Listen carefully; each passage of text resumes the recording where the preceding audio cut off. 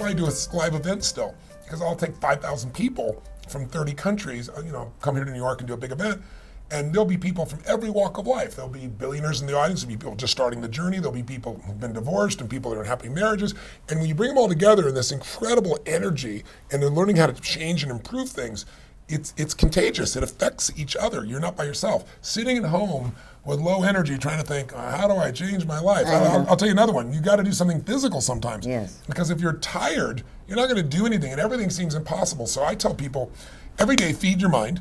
Read something that's going to inspire you. Read something that's going to teach you. Read something that's going to give you an advantage. Spend 30 minutes a day reading. I don't mean just the internet. I mean reading something that really will matter.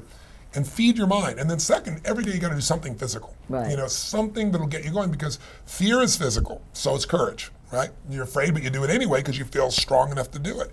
And then the third thing is find a great role model. Find somebody that, is doing things that you thought were impossible, and they started with nothing and they did it.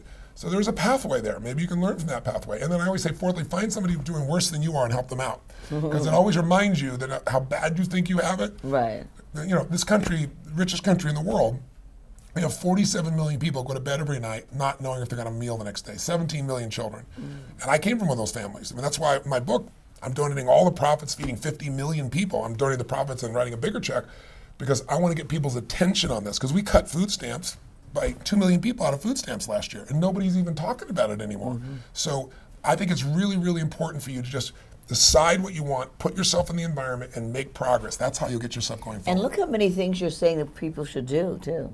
And that's what physical and mental, yes. and help others, and be around people that stimulate you. I mean, that's a lot of activity. I think a lot of people get stuck because they don't have any steps at all or any plans about how to get unstuck.